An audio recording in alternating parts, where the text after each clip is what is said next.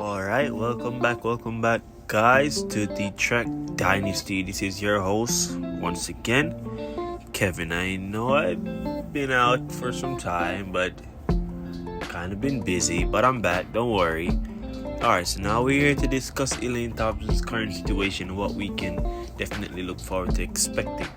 Alright, so it's been a couple weeks since the whole drama in the media with her coaching situation, which with coach Shaniki Osborne, that was deputizing temporarily as her head coach for the closing of the season. And we saw where she definitely brought her from around 11-27 down to 10-7-9, which is definitely pretty good time, considering it was just probably like 5 to 6 100-meter races for the season.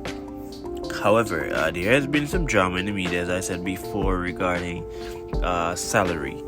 So it was rumored that Shaniki Osborne wanted 15%, but the thing is, it was 15%. It was unknown whether it was 15% of previous, future, and current earnings, which most people definitely would categorize as unfair, as the current contract ELAINE Thompson has with her sponsor Puma. She negotiated for that herself with no coach on board at the time, so that's something definitely exclusive to her. So it was rumored that it was saying that her husband and her manager, ELAINE THOMPSON-HERAH, was saying that was unreasonable based on the situation. So they would offer her a cut of what she made during the time she took over to the end of the season and then going forward.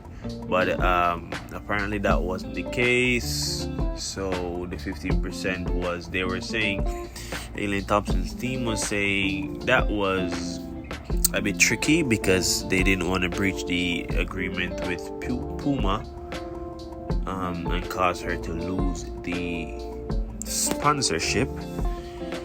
So they offered instead to get a figure, which is monetary value. So apparently every deal ELAINE sent to coach Shaniki Osborne's team, she declined it, and they sent a monetary figure, just giving a synopsis of a little bit less than $1 million per season.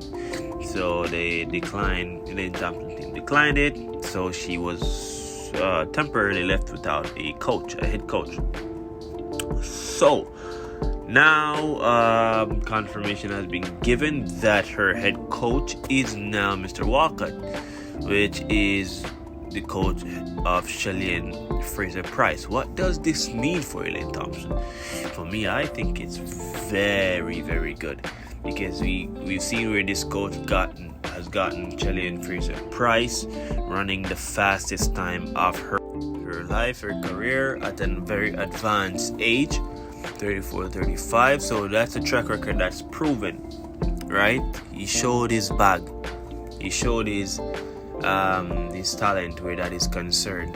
So getting ELAINE Thompson now there as well, and this can be very, very great for ELAINE Thompson, as she will have elite in her camp as SHELLY-Ann Frazer Pryce to push her back to her best as it was under the tutelage of Stephen Francis.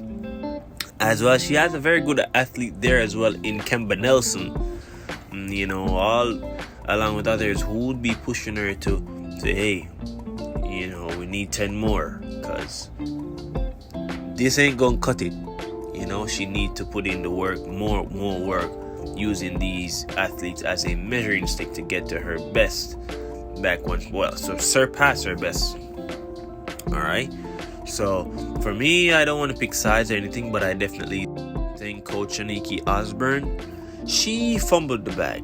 Remember, she's not building somebody. She got the current fastest woman and double champion, the Olympic champion, in under her belt. Elaine has already been made. Investments, everything, sponsorship. She could retire now and she would still probably be set for life, right?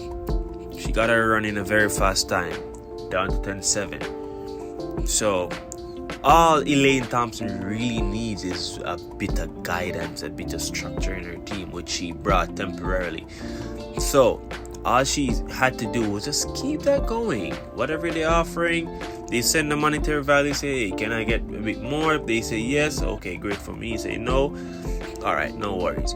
See, in life, some people don't understand the art of taking the hit to be the number one eventually.